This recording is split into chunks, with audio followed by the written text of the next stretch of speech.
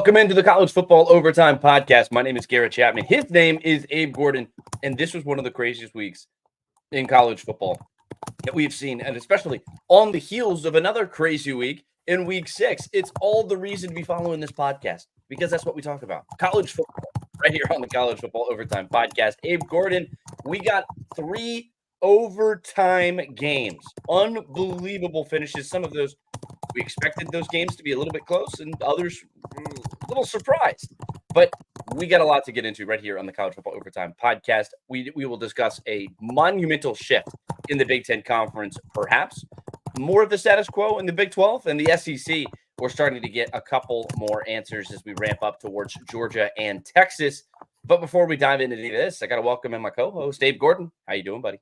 Yeah, I'm doing good, man. I was just telling you before we got started, this may have been more locked in of a Saturday for me than I can remember. I had all 4 screens going.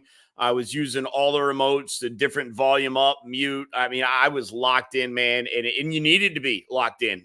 That's just how good of a Saturday it was. You know, we talked about last Saturday, and it wasn't maybe expected to be that great, but the games delivered. This Saturday, you had the great games, but would they actually deliver on the field? And they did. So let's go ahead and break them down, man. It was a good Saturday. Yeah, let's jump into the biggest game of the week. Oregon and Ohio State, 32-31 thriller over there, where Chip Kelly made his return after coaching he was the head coach of the Ducks for about 4 or 5 years or something like that back in the early 2010s. He makes his return now as the offensive coordinator of the Ohio State Buckeyes. We talked about this game a whole heck of a lot, and for good reason. This is number 2 versus number 3. And it delivered every ounce of the hype. And big credit to Oregon for not falling off the bandwagon. They outscore Ohio State 10-3 in that final quarter of this game. This was crazy. This was a crazy game. They ran the ball effectively. And that was the biggest thing that I asked for, is specifically who was going to step up and give Dillon Gabriel some support. I looked at Jordan James. I was looking at Evan Stewart. I was looking at Tez Johnson. I was looking at all these guys to step in here and have a good performance, and they delivered in the biggest possible way. They get the win over Ohio State. Tremendous effort on the ground, 155 yards running the ball, but that really just set up a masterclass for Dillon Gabriel through the air. They defended home field advantage against Ohio State, and Ohio State, Will Howard looked pretty solid, all things considered. He's somebody who we had a couple of questions about, not because we thought he was a bad quarterback or anything like that. It was more just the fact that we hadn't seen him open up that playbook a little bit and unload anything. But Oregon had all the answers, and they were ready, and this was a great game. Well, look, before I get into what happened on the field, let me say this. A couple of big takeaways just in the grand scheme of things. Both of these teams can win the national championship. I have no doubt in my mind that both of these teams are good enough to win it all. I also would say this, unlike whatever Matthew Freeze tries to figure out, you play this thing 10 times, it's probably 5 to Oregon, 5 to Ohio State. That's how close and evenly matched I think these teams are and this game was. Now we get to what happened on the field. I think it was probably mid-second quarter where each team offensively started to get into the groove and started to figure out what they needed to do to put together drives and to put together scores. It was before halftime where it felt like the team that had the ball last was going to be the team that won this game. And as it turned out, that team that had the ball last was Ohio State. And I'll get to Will Howard in a moment because you mentioned kind of the positives that we saw from Will Howard. You can't ignore the negative, what happened on that final play. But before I get to Ohio State and Ryan Day and Will Howard, I think you have to give kudos to Oregon, which you so eloquently did. Dillon Gabriel, we said, had to be at least the equal, if not the better quarterback in this game. He had to look like a guy that could win a Heisman. That was as dangerous as he was last year going against a better Texas team when he was at Oklahoma. That was the Dillon Gabriel that we saw. We talked about it. He leads the country in completion percentage, and he was pretty high up there on this one. Obviously, against a better defense, a better pass rush, he had to throw a couple away, and so all that was there. But the efficiency was there. The yardage was there. The touchdowns was there. And most importantly, Garrett, no turnovers. We said that all week long. He's got to play a clean game. Oregon in general has to play a clean game. And for the most part, for the entirety. Really, they did do that. A couple miscues here and there, but that was what was important for Oregon, and so kudos to them for getting this job done without, by the way, Jordan Birch, who is their top pass rusher, who could have an even bigger impact on the prospects of the Ducks down the road. That being said, Ohio State had chances to win this game at the end of the fourth quarter, and they blew it. It falls on the coach, Ryan Day, for not understanding the clock management, for not understanding when the clock was and wasn't running, and not using the timeouts as necessary. It's not all on him. It also has to fall on Will Howard. That final play, you've got 6 seconds, you've got one timeout, you're close to field goal range, kind of, but you're not there yet. No matter what you do, the one thing you have to do is give yourself a chance. And whether that chance was a long field goal that you're uncomfortable with, or whether that chance is a heave into the end zone that you're uncomfortable with, the one thing you couldn't do is let the clock run out. And that's what happened. And obviously, Ryan Day has to stress that to his quarterback. Will Howard, enough of a veteran to know that he made a mistake. And look, the good news is that in this 12-team playoff, that mistake does not necessarily cost you your entire season. But it does hang over it, especially when you and I had the same questions about Will Howard. To see it end in that way, there are those questions that remain about, is he the guy that can lead this team to the promised land? Because it felt like everything else was in line for Ohio State. The one thing I will say is that they did not run the ball quite as effectively as maybe we thought they would be able to. TreVeyon Henderson went for 87 yards, but most of that on the 153-yarder. I mean, other than that, they did not have many big chunk yardage runs. And that's something if these two teams meet up again, they'll have to be better at. But kudos to Dan Lanning. I do want to say this before you jump in. I want to keep it on this rushing topic really quickly, because I don't want to lose this. Is it almost a detriment that you have two guys in the backfield as good as they have? Only if the coach allows it to be. It felt like neither one of these guys was able to get into rhythm. Yeah, and like I said, that's a coaching thing. You got to find the hot hand and ride it. They look. This is not some new thing where, well, my God, we're the only school that has two talented running backs. How do we use them?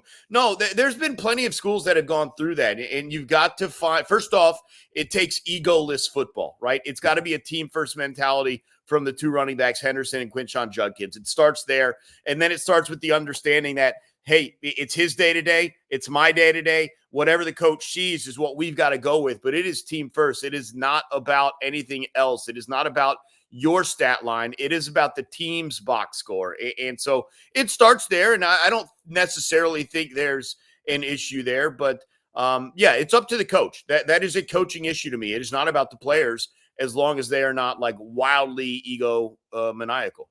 Yeah. But look, finish your thoughts. Sorry about that. You said. Well, no, it just. Yeah, they're going to have to do better from that perspective if they are going to beat Oregon in a rematch, and then 0 sacks. Like, that's just not good enough. You got a quarterback in Dillon Gabriel who sat back there 35 times and threw the ball. And I know he's athletic. I know he can run away from a couple D linemen here and there. You got to get that guy on the ground. And I thought maybe Ohio State would have an opportunity to do that. Only 1 sack for Oregon, so very similar in that manner. But yeah, I would have thought they could have gotten to Gabriel a little bit more. They did not.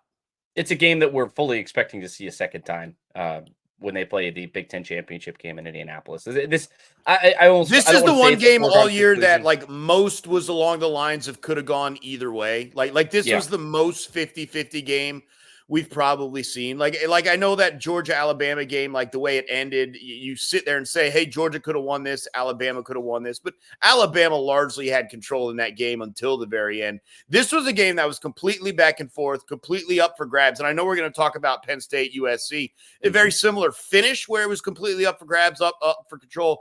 But at one point, USC had momentum and control in that game. They had a double-digit lead, all that stuff. This game was all over the place from the moment we kicked off. It was anyone's game.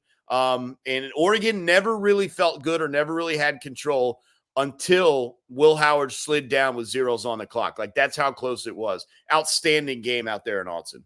Absolutely. And look, you look up and down this game, and it's like this was a very balanced football game. These are two teams who mirror one another, and they're two teams that are without question going to be playing in the college football playoff. I would be shocked if anything changed between now and the end of the season. I just don't see a path for that at all.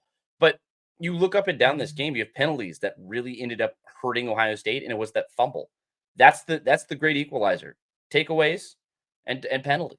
That's what allows teams to stay in football games. And look, credit to Oregon for forcing the fumble, and I think it was Quinshon Judkins who had the fumble, and they took advantage of it. They scored, and that kept them in this game. And look, big game for Oregon, big game for Dan Lanning, but Dan Lanning, I feel like has been building some inertia with that program. He's been doing a very good job, but he hadn't quite gotten over the top yet. He in all of the biggest games that he played in last year and the year before that, they weren't the winning team for the most part. And I mean, you were 0-2 against Washington, and one of those games came on your home field, and you lost those games mostly because of coaching blunders. Dan Lanning, I feel like, has learned his lesson, and he's getting better. He's one of those coaches that the college football world needs to be aware of. He's only going to continue to improve as his tenure in Oregon goes on. Ryan Day, on the other hand, this was a difficult game. The way it finished, your team played at a very high level. You're going to have a lot of expectations. That was that third check on this schedule. You had to beat Michigan. You have to compete. You have to win the Big Ten, and then you have to beat Oregon. And all of those three things have to happen at some point. And look, you're going to have to beat Oregon if you're going to want to win a Big Ten championship game because you're going to play this team again. And the 50-50 games, I always have this thought too. Whenever teams play that evenly, I have a hard time believing that that team is going to win a second time. So, for whatever reason, it's a very consistent thing when teams play that slugfest type of game. For whatever reason, the losing team generally wins. So, we'll discuss that as the season goes on because just by all appearances, it looks like we're just barreling towards a rematch in this game.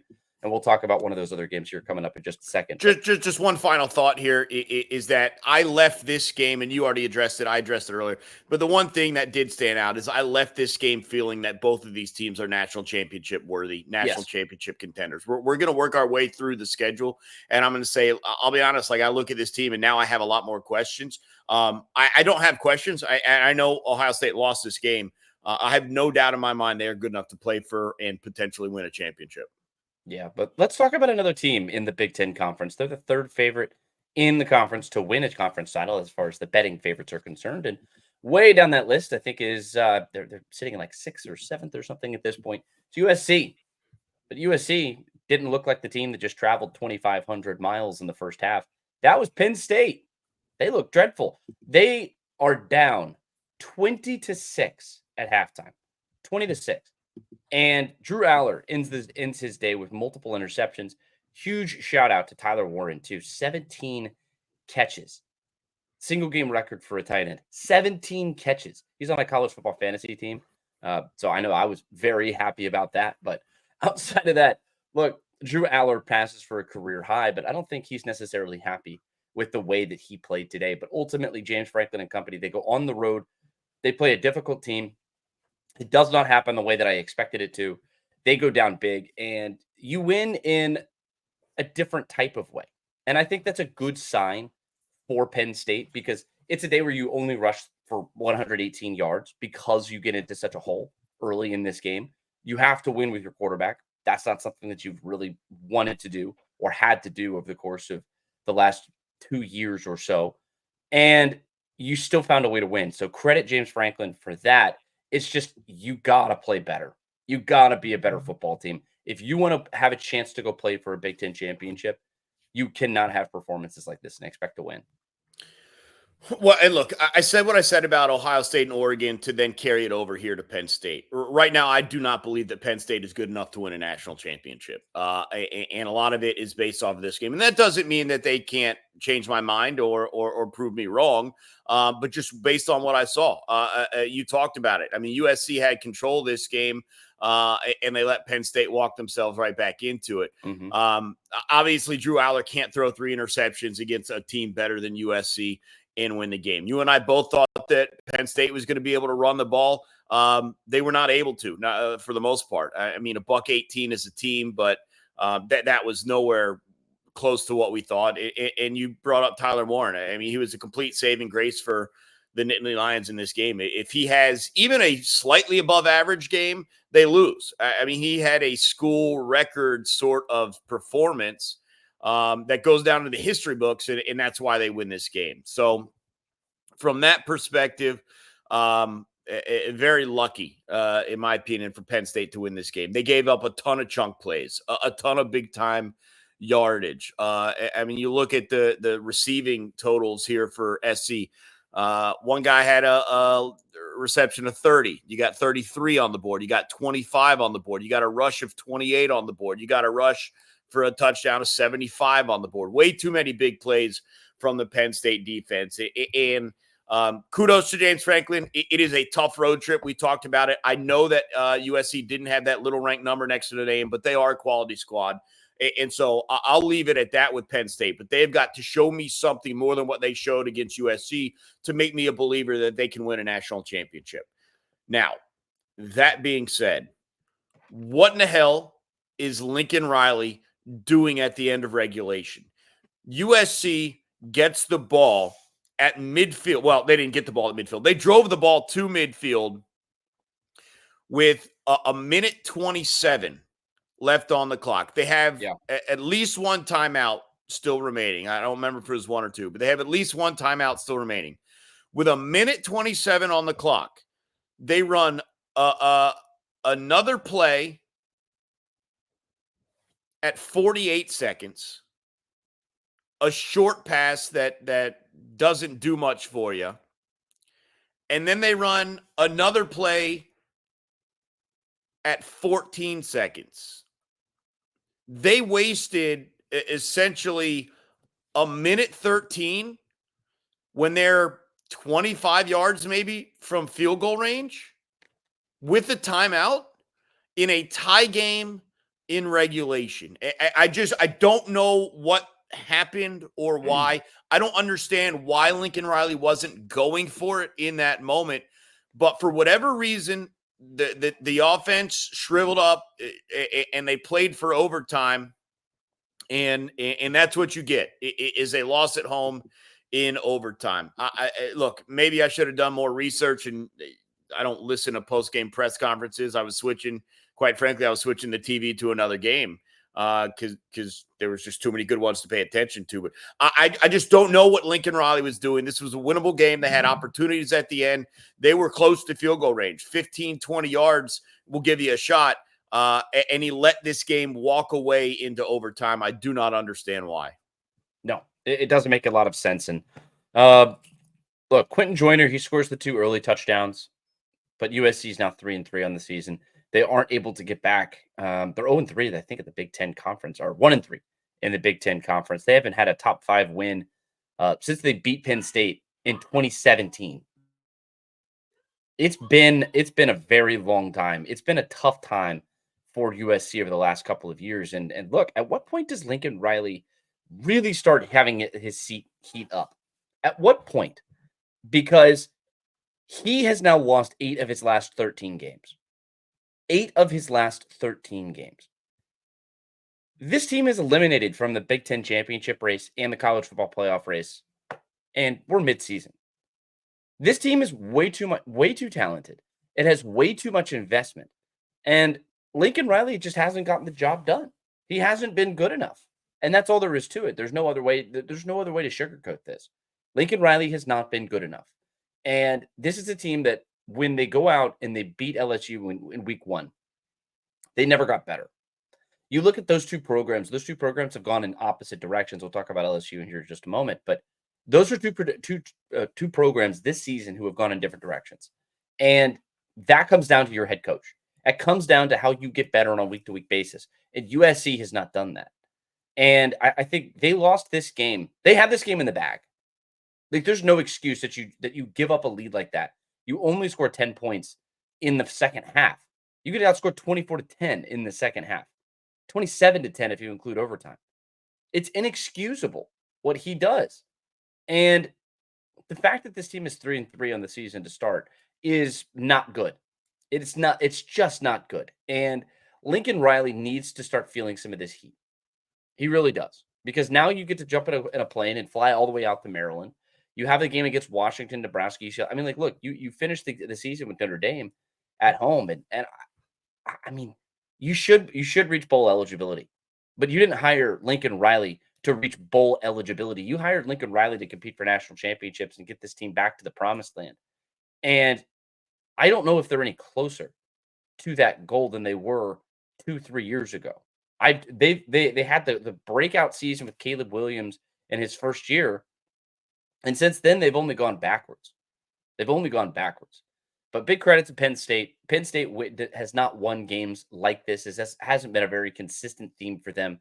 Generally speaking, if it's an ugly sort of goes against their style of play, Penn State doesn't have much of an answer. That's what we've seen in these big games that they play in. And huge credit to Penn State. Huge credit to James Franklin.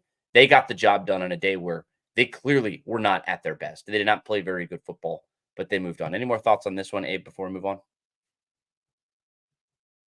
You're muted. I was just saying, despite how I feel about Penn State right now, they will have their opportunities to prove me wrong. They will have opportunities in the regular season to showcase that they can win a national championship. They are at that level, but and it's coming up in a couple of weeks. They got some time to improve, but you and I both thought that there were a lot of advantages in this game for the Nittany Lions, and it just did not play itself out that way. And so right now, and we'll talk about a couple other teams that I feel are in or out as we continue, but right now, I don't think they can win a national championship. No, we shall see, but we will continue that discussion as we go along.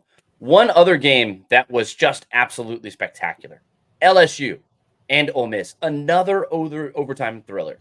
This game, 29-26, was your final score. And speaking of quarterbacks who are not having their best day, Garrett Nussmeier was not playing a super great game. He had 2 interceptions early in this one, but he came alive. He came alive, and he finishes the day with 337 yards and 3 touchdowns, including a game-winning score. And look, they struggled.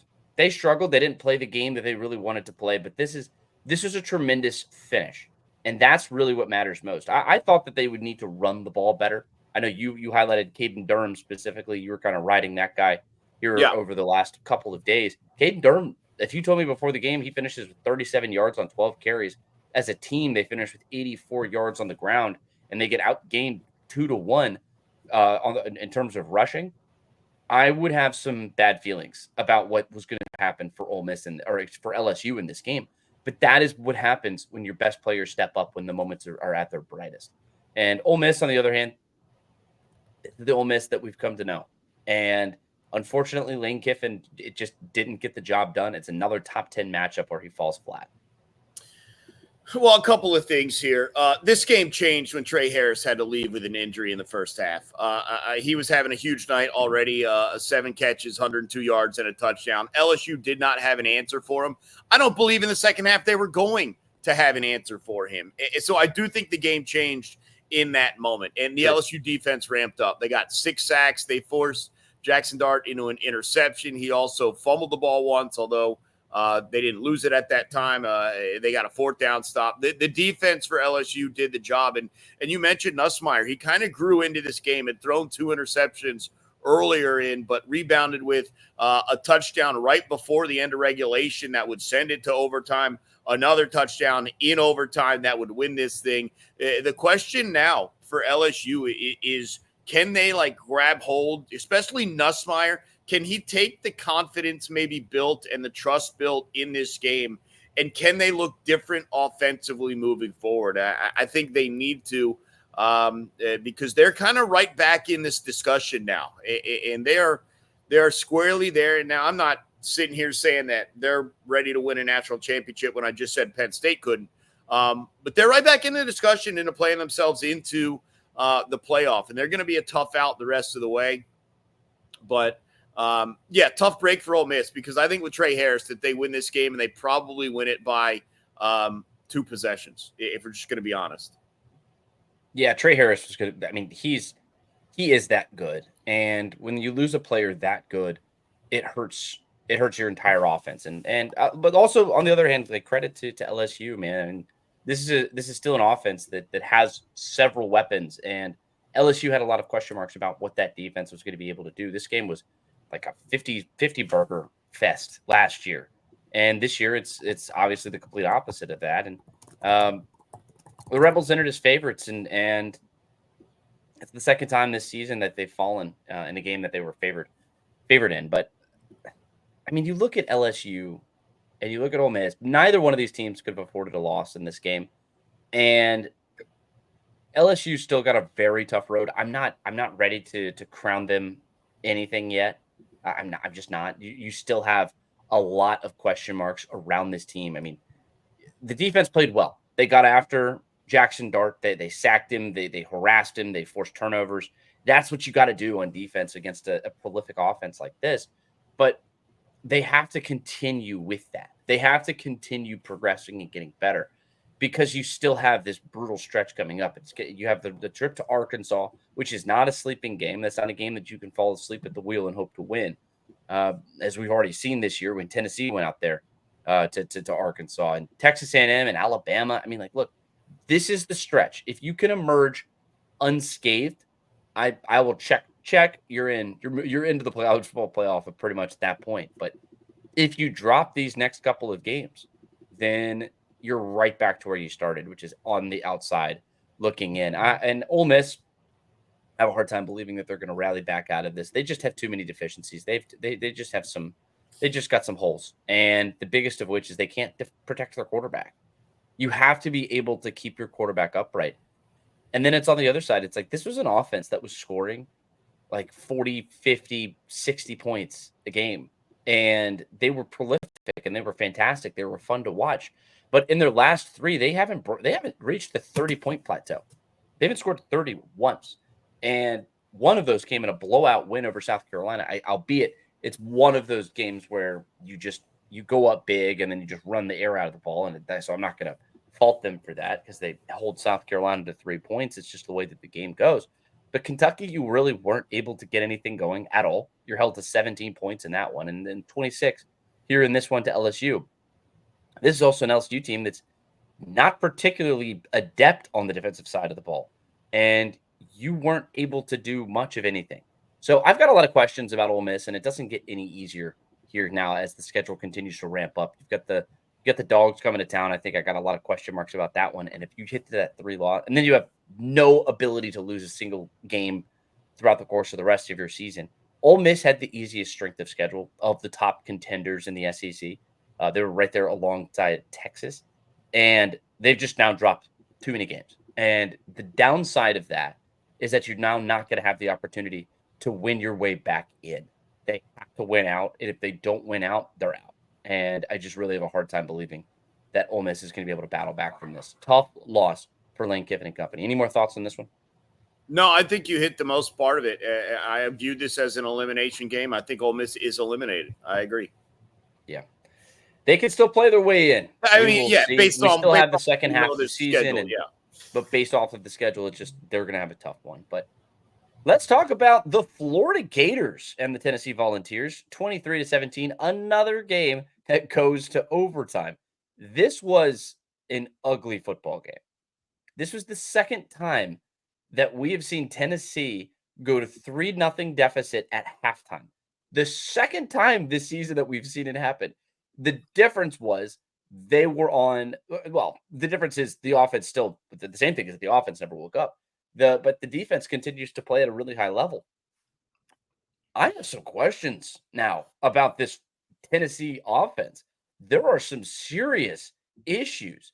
And the fact that it's the second time that it's a 3-0 deficit at halftime against an inferior opponent is unacceptable. It's just not good enough. And I understand Florida get up for this Tennessee game. Florida generally plays one of their best games of the season whenever Tennessee that comes around. But Nico Almaleva, you've got to be better. He had an interception in this one. He's held that without a touchdown again in this one. You don't run the ball at the level that you should be running it against a pretty bad Florida rush defense. It's the worst rush defense, I believe, in the SEC, if it's not one of the very worst in America. Dylan Sampson, he goes over 100 yards and scores 3 touchdowns. He's the only reason you won this game. It's Dylan Sampson. There's nothing. I mean, your defense played at a pretty solid level. DJ Lagway and Graham Mertz going back and forth. But this is just, you got to be better than this. And Tennessee, you've got a huge game coming up next week against another team that's kind of scuffling right now. And I think both of those teams that we're going to see next week, and we'll talk about that on Thursday. So make sure you like and follow this podcast so you can follow along and hear that dialogue. But those are 2 programs that are trending in the wrong direction in one of the biggest games of the season. I'm gonna dig into that game a lot more as this week goes on, but I got a lot of questions. I got a lot of questions about the Tennessee Volunteers. Well, let me just be very clear. Tennessee didn't win this game. Florida lost this game. And you say it was 3-0 at halftime. It should have been at least 17, if not 20-0. Florida gets into the red zone 4 times and they come away with 3 points. It's just completely unacceptable. One of them is a Graham Mertz fumble at the 1. They turned the ball over on downs. They mismanaged the clock at the end of the half, and a field goal with a penalty was taken off the board. I mean, what an absolute blank show from Billy Napier. Graham Mertz goes down in this game. Still waiting to hear word on him, but looks like it's the DJ Lagway show just moving forward. I'd be very surprised if that injury to Mertz doesn't keep him out at least a couple of games, if not, quite frankly, season ending. So we'll wait to hear on that. You just want me to get to the end of this game? Like, do you just want me to go there? Like, are we allowed to curse on this podcast? Can I? Yeah, you are. The fuck are you doing not going for 2? If you're Billy Napier, what the fuck are you doing not going for 2 points and the win? You are 2 yards away with one of the top 3 freshman quarterback recruits in the country at the helm of your offense. 2 yards away from a monumental win on the road. Your ass is getting fired at the end of this season if something doesn't spark your team to showing a little bit of fight, and you kick a goddamn PAT. Are you out of your mind, man? Like, what is your end goal here? I'm just asking.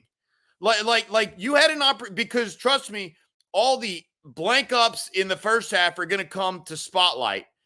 Mm-hmm. You could have buried them by winning this game, or at least going for the win.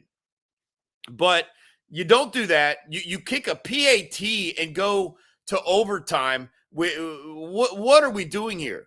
I'm sorry. Like, I'm always going to take an opportunity, and I don't care if it's Georgia, if it's Florida, if it's Middle Tennessee. Like, I don't really care what level of quality you are. If your opponent's that good and you're 2 yards away, your best play versus their best defensive call for the win, I'll take my chances. Like, I'll take my chances right there. And to go to kick the PAT and go into overtime, like, it's just such a loser mentality. And so, look, between the points that Florida left on the field in the first half and then not going for the win at the end of the game in the second half, like, that's the final straw for me with Billy Napier. This was an opportunity to maybe put a statement out there. It's like, hey, there is a little bit of life in this program. And you choked it out when you kicked the PAT. It's completely unacceptable. I apologize for the bad words. Don't apologize. No, you should absolutely. I mean, it's the passion of college football. You're completely fine. Look, and it's not going to get any easier for Florida here. Now, this is where the rubber meets the road for the schedule. We talked about how Florida had the brutal finish. Now you got Georgia, Texas, LSU, and Ole Miss left on the schedule. Yikes. It's not going to get much better from here on out. And this was a game, this was an opportunity. It looked like this team was trending in the right direction too. It looked like they've been playing better football. They'd won 2 games in a row. You had the gritty performances and wins against Mississippi State and UCF. And then you have another gritty performance against Tennessee, where largely you were the better team. And you just don't get it done. It's an indictment of your head coach. And look, it's year 3 for Billy Napier at this point. It's not good. It's not been good. And you're right. I mean, this is a guy who's coaching for his job right now, or at least supposedly coaching for his job right now. And you don't even take the chance on that. So look, there are a lot of people who I saw on Twitter shared your sentiment and that mentality. I mean, people dragged Billy Napier for that decision. But any more comments on this one? Just heroic defensive effort. They played Yes. out of their minds throughout the game, picking up the offense as best they could, and just, I guess, fell one stop short. Yeah, the defense gave them a chance to win. Speaking of defense giving somebody a chance to win, talk about the Oklahoma Sooners getting blasted by the Texas Longhorns. Quinn Ewers looked rusty in this game early. They only scored the three, or they're held off the board in the first quarter, but then all of a sudden, bang, 21 points in that second quarter, and it was over. As soon as it goes to 21-3, it was done. Oklahoma had no chance at that point. Michael Hawkins just in over his head. They don't have the skill players around him right now. I mean, it's just tough. It's really tough. Oklahoma, that offense is just not good. It's just not good. Texas, I know how good you are. I mean, we've seen how good that Texas defense is, but this was just a blasting. They got obliterated in this game. And look, credit to Texas. Quinn Ewers looked better as the game went on, and that's a good sign, especially with the looming matchup coming up next week. But it's been 4 weeks. He doesn't hit that 200-yard mark, but they don't really need to because the defense does most of the work in this one. Yeah, it's funny. I had sent you a text like, "Oh, Quinn Ewers, like rusty. Look at, this is what we talked about. If Oklahoma's going to have a chance," and then it's just like no offense, and it was of the big games, and it felt big, it looked big. There was just no juice to it because, and that was the question I asked you, like, what's the path to victory for Oklahoma? And you spewed some nonsense about how on the field this could happen. And like, we both know we're like trying to make it interesting, but like it was 34-3, man. Like, it just wasn't interesting. There was just no path to victory for Oklahoma. And the game played out that way, despite a slow start for the Texas offense. Once Quinn Ewers kind of got settled, and he gets settled for a couple of reasons, right? Obviously, he takes a couple hits, he gets a couple snaps, and you're kind of back in the flow of thing. I think he also realized, like, hey, I don't have to take chances. Like, this team can't drive the ball. And if we have to punt, then I think that's okay. I think he's played after that first mistake. I think he settled down and played a relatively smart game, not taking too many chances, not putting the ball in danger, stuff like that. And they just ran away with it. They dominated. You can look at the passing totals all you want. This was a game full of screen passes and short routes, and Texas made it work, and they absolutely killed Oklahoma in doing it. We'll see how Georgia handles that next week, but yeah, there was no path to victory when this game started, and throughout the game, there was no path to victory for Oklahoma. So bravo, tip of the cap to Texas for doing what they're supposed to do and manhandling a lesser opponent. Good job. Yeah, and look, these are the types of trap games that pop up, and yeah, you hit the nail on the head. I mean, they did exactly what they needed to do. They suffocated this Oklahoma offense. Not that the Oklahoma offense needed a lot of help in order to get suffocated, but you have 5 wide receivers who are out with injuries. It's just too much for Michael Hawkins and company, and like they just have nothing really going. But Texas does find a little bit of success on the ground. Wisner was able to get the ball rolling a little bit. You're going to need a rushing attack to build up for next week. That's going to be very important for this team because you're not just going to be able to drop back and pass like you did against some of these other opponents that you played this year, especially this Oklahoma team. You're going to need to be very balanced in what you do next week. Next week is going to be a lot of fun. I'm fascinated for next week because this Georgia team has not looked super great here as of late over the last couple of weeks. They've just looked a little bit sloppy.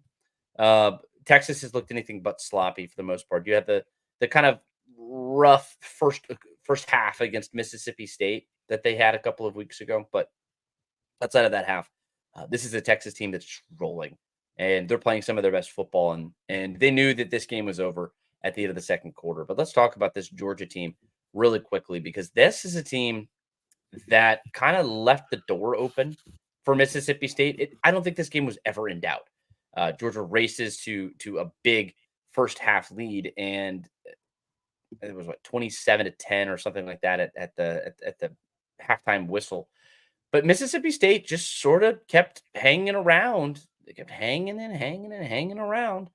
But big game for Arian Smith, big game for Carson Beck. He has 459 yards passing in this one. But I do have some questions. He does throw the 2 interceptions, not good. But this offense, the rushing attack is just not there.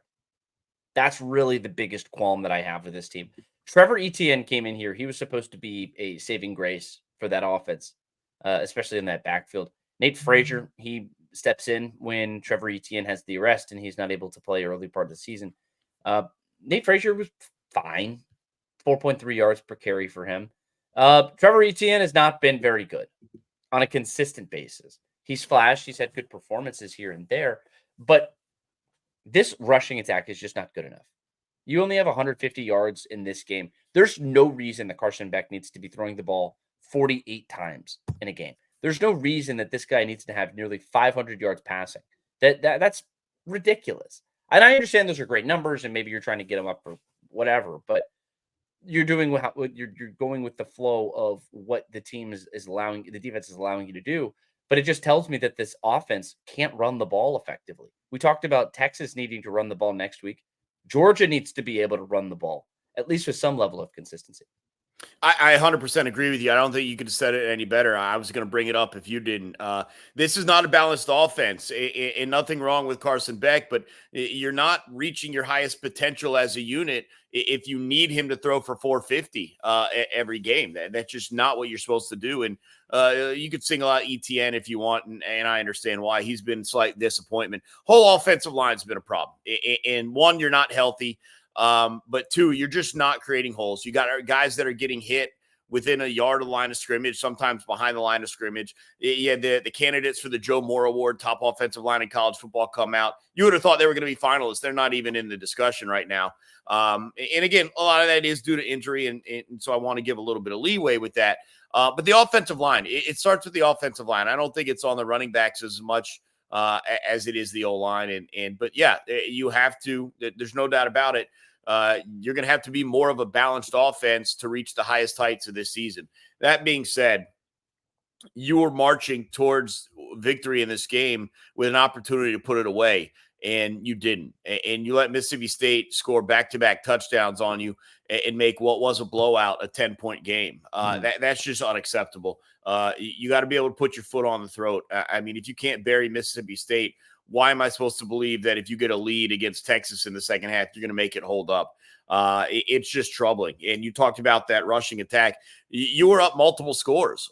Like, you should be pounding the rock. The fact that you're limited to $150, like you mentioned, it is astonishing. It has to be way more. I think you go back and look at what the Falcons did in the fourth quarter on Sunday. Like that's the way you pound the rock when you have a lead.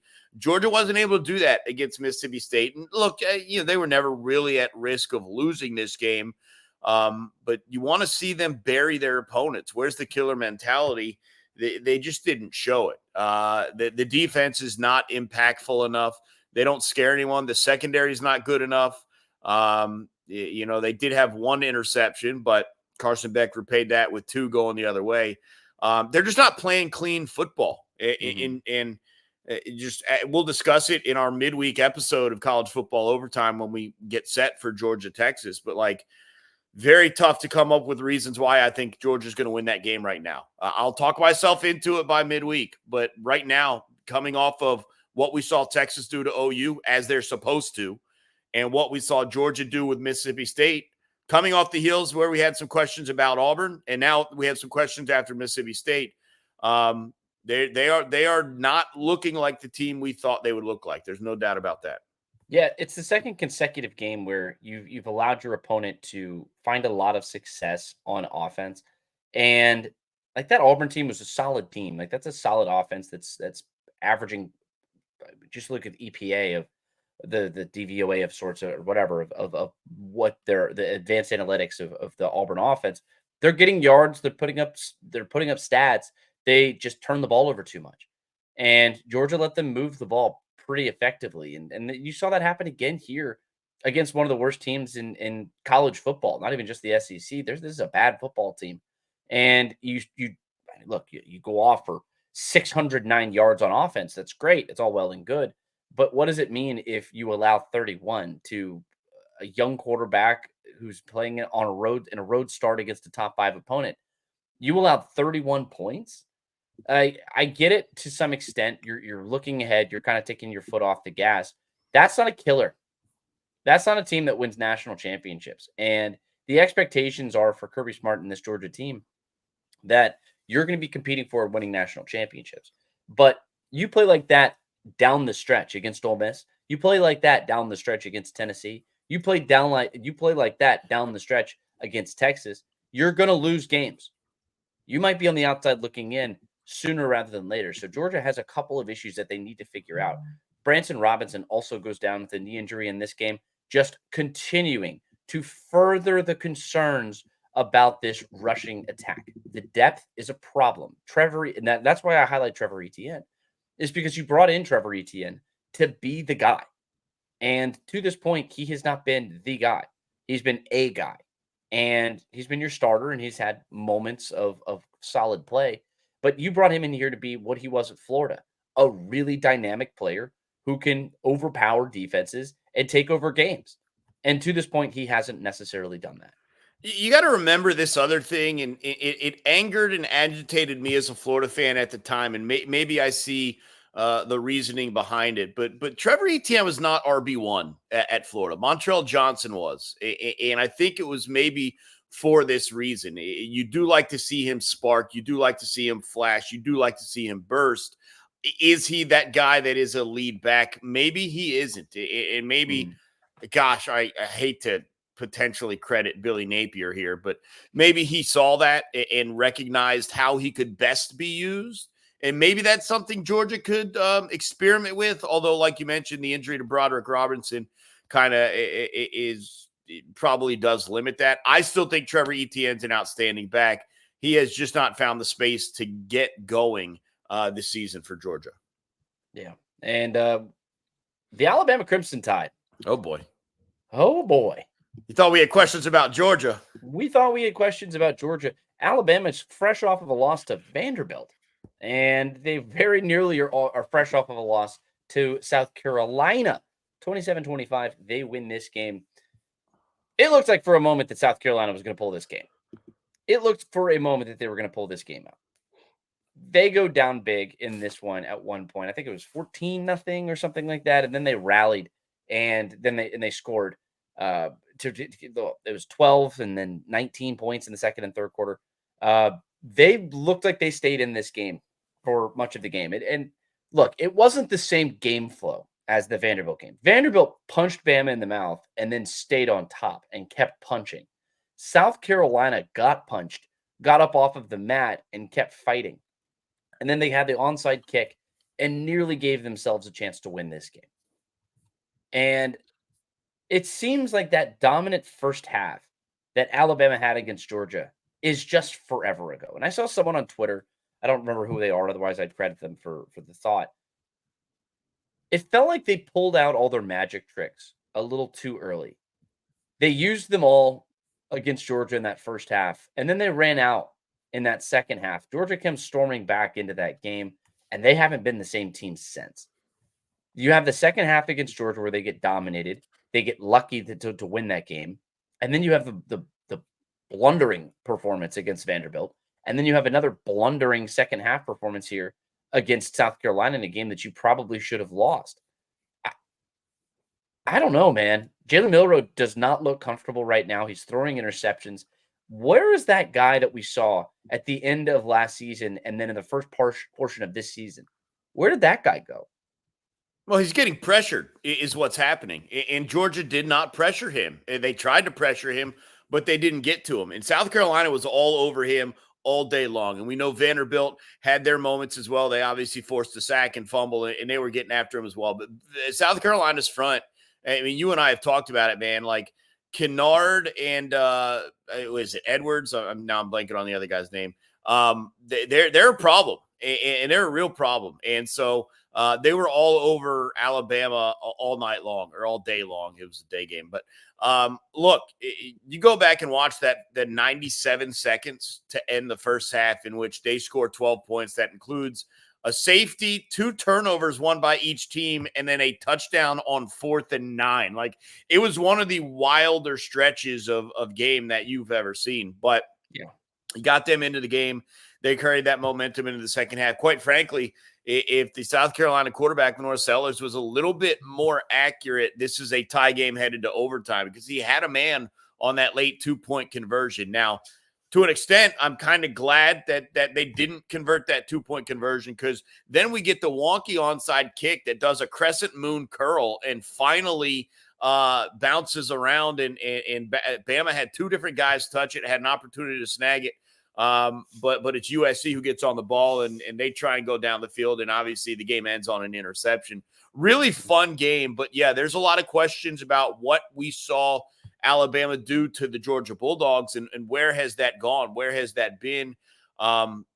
What's the real Alabama, right? Like, which team was the fluke? Was that first half 28-0 lead? Was that a fluke? Is the real Alabama the team that allowed Georgia to walk back from 28 down, that allowed Vanderbilt to win a home game, and that allowed South Carolina to come into Bryant-Denny Stadium and push you to the brink?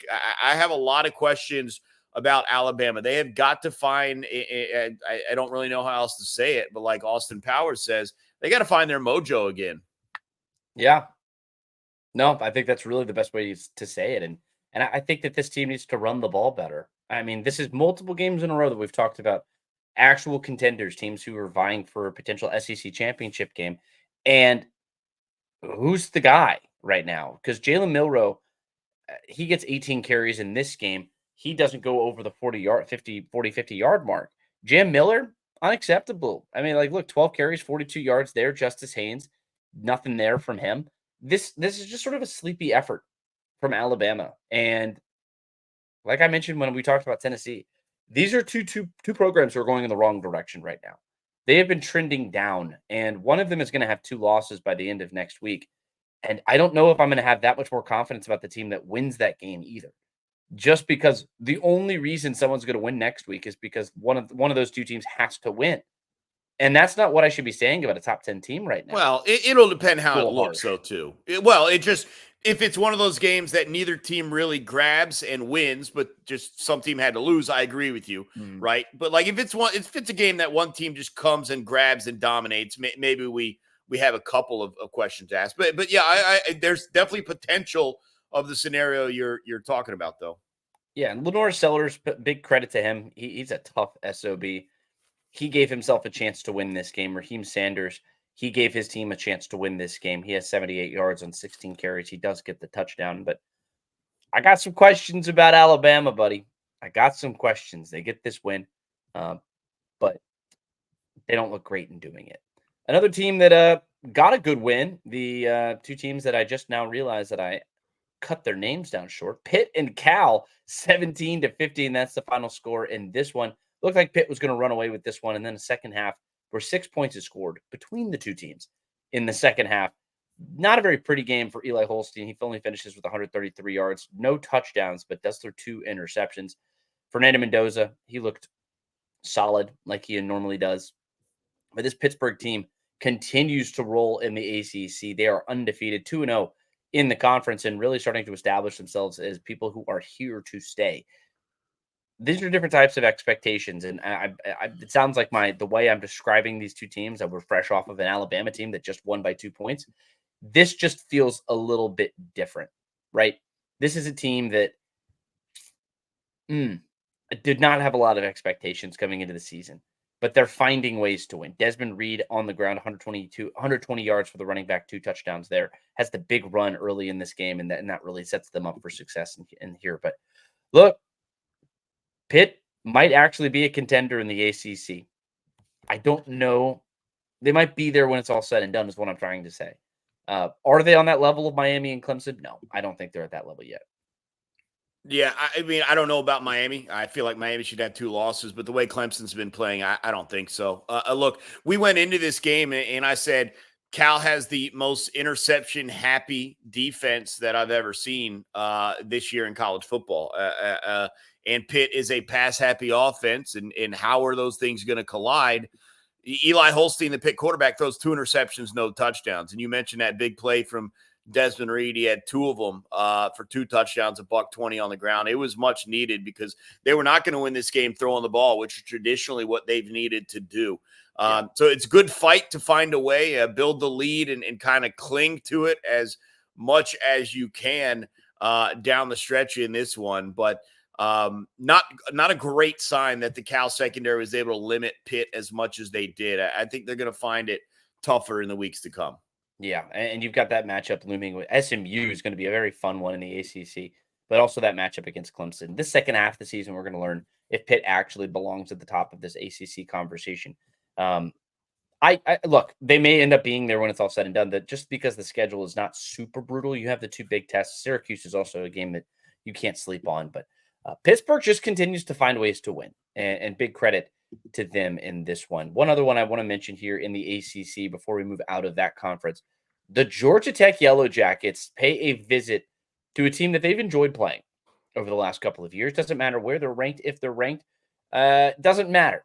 Georgia Tech finds ways to win and against that team. They do it this year with another power rushing attack, just like they did last year. 371 yards rushing. Jamal Haynes caps this one off with a 68-yard touchdown run with about 40 seconds to go in this one. It felt like this game was destined for overtime. We were going to have another overtime game to talk about, but not the case. Georgia Tech, they get the win. And look, this is one of those things. It's Georgia Tech let North Carolina back in this game because for some reason they started trying to throw the ball around. And that happened in around the third quarter. Haynes King does get hurt in this game, still pending comments there. That's going to be a very important injury to follow for Georgia Tech fans and for people in our market here in Atlanta.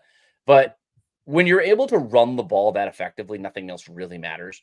You're chunking these guys on the ground. Jamal Haynes was doing it. Haynes King was doing it. Chad Alexander added 61 yards. You have 2 guys going over the 100-yard mark.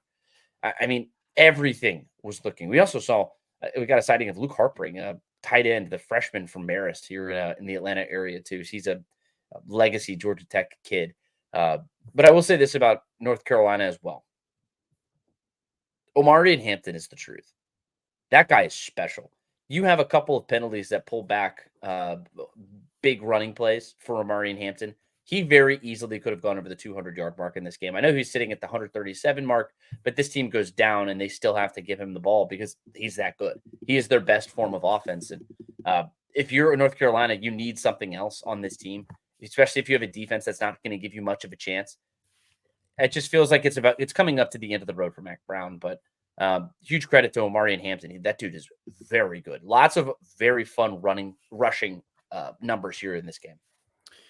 Yeah, I mean, I'll say this. I don't know what North Carolina is doing. When Haynes King goes down, there's no threat of Georgia Tech throwing the ball. How you can give up a 68-yard touchdown run with less than 30 seconds remaining in this game is astonishing. It really is. And you're right. It looked like after that field goal with 44 seconds left for North Carolina, it looked like we were headed to overtime.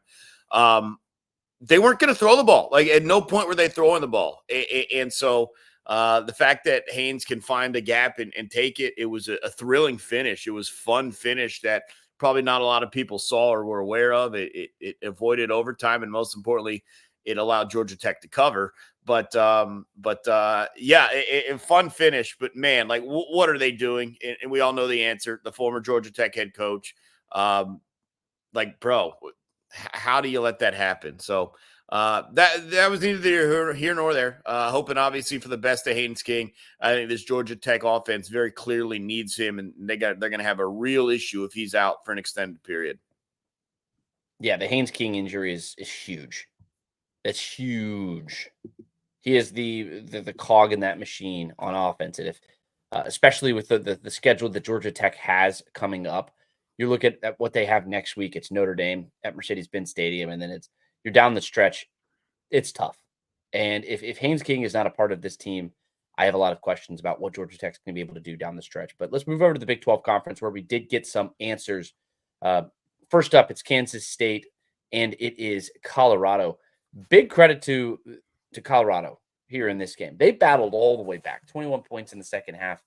But Kansas State just shows why it's the top team in the conference right now. Utah lost on Friday. They're on the outside looking in as it stands right now. Colorado, I thought had a chance to uh, prove it belonged or show that it didn't. And this was going to be one of those prove it type of games. And I think they proved that they are a team to be contended with. They're a team that deserves a lot of respect. Shador Sanders in this game has just another strong one. They just it's just the fact, the comedy that exists around them, their ability or the lack thereof to run the ball. The fact that you finished this game with negative 29 yards rushing, including sacks. Negative 29 yards rushing. Tells me that you're not able to protect your quarterback. He's getting hit. He's just getting sacked all over the field. And then outside of that, you're not able to run the ball at all. The fact that your leading carrier had 7 carries and his long was 3 yards, that's not very good. But they do have an identity. It's drop back, it's throw the ball. And on the other side, it's a DJ Giddens and Avery Johnson squad that wants to run the air out of the ball. Jace Brown had a big game in this one as well. But Kansas State looks calm in this one. They hold on and they get a win over Colorado. Yeah, just a couple things real quick. Just imagine what you brought up. Imagine what Colorado would be with an offensive line. I mean, the fact that they're able to fight and stay and contend and put up the stats that they do without one is astonishing. And hat tip to Shador, the receivers, and Prime as well. But man, if they had an offensive line and ran like a traditional balanced offense, they might be one of the top 25 teams in the country. Kansas State, very good. And this, when we get to shout outs, I'll explain, but Kansas State's performance going on the road, winning a tight game back and forth in the fourth quarter, just proved that they are, they're in that discussion, but it also proved one more thing about a separate school that we'll talk about later. Yeah, and one very important thing to note in this one is Travis Hunter does get hurt. That's another injury that we will absolutely need to be following as the season goes on. This is a guy who's contending potentially for a Heisman Trophy. He's somebody who this team needs desperately to be playing at a high level. But the Big 12 conference is slowly but surely starting to figure itself out. But the thing that I love about the Big 12 in particular is that the moment it figures itself out, that's the moment that something crazy happens. But let's move into another game here. Final game here on the Big 12 slate. Iowa State, they rally and they win this game 28-16 over West Virginia. And we talked about that three-headed monster in the backfield, specifically Carson Hansen and Jalen Jackson. They fueled this team to 130 yards on the ground. And that was just the way that this team wants to win this game, because you play some stifling defense, you control the clock, and you don't let them do a whole heck of a lot. West Virginia wasn't able to do a whole lot here in this game. This is a team that really wants to lean into that rushing attack with Garrett Green. And Garrett Green was able to get something going. But outside of him, it just wasn't a whole lot going. Jaheim White finishes under 50 yards in this game. He was the guy I was looking at specifically. He would have to go over that century mark if I really thought that they were going to have a chance to win this game. A difference in this game is in the third quarter and was in the third quarter into the fourth quarter. Both. It kind of bridged, but Garrett Green goes interception, leads to a touchdown for Iowa State. Very next possession, interception leads to a touchdown for Iowa State. The game was over. Cashing in on your opponent's mistakes, I think, is important for an offense, and then obviously creating those mistakes is important for a defense. So I think Iowa State used both of those aspects to separate from their opponent in this game. So very nice win on the road. Yeah, and Iowa State's, look, it's in a first-place tie now with BYU and Texas Tech. Texas Tech didn't play this one. They're also 6-0 for the first time since 1938. Great start for the Cyclones here. Big win for this Matt Campbell and company. I don't really know who's going to win the Big 12 right now. I don't have a feel. And I think we're going to have, look, more opportunities to play these games. And the Big 12 just feels like a conference that's going to cannibalize itself at some point. But it makes for a very interesting watch and lots of storylines to get into. Lots of fun here on The Reaction Show. My name is Garrett Chapman. His name is Abe Gordon. We are College Football Overtime. We do this twice a week, every single week for the entire college football season. And then we do it in the offseason too, because we really like talking college football. We have a big show coming up later on this week on Thursday. Mark your calendars. Make sure to follow us along at GChapATL at Abe Gordon. I'll post it on Twitter as well. It's going to be up there. It's going to be on YouTube. It's on anywhere you find a podcast. So make sure to like, make sure to subscribe, make sure to follow along. Huge episode coming up on Thursday. We got the third Saturday in October. We got Georgia in Texas. Got a lot of critical matchups that are going to go a long way in deciding the future of the college football season. So make sure you are here with us. Thank you so much for watching. Thank you so much for listening. We will see you again very soon. For Abe Gordon, my name is Garrett Chapman. We are College Football Overtime. I'll see you very soon.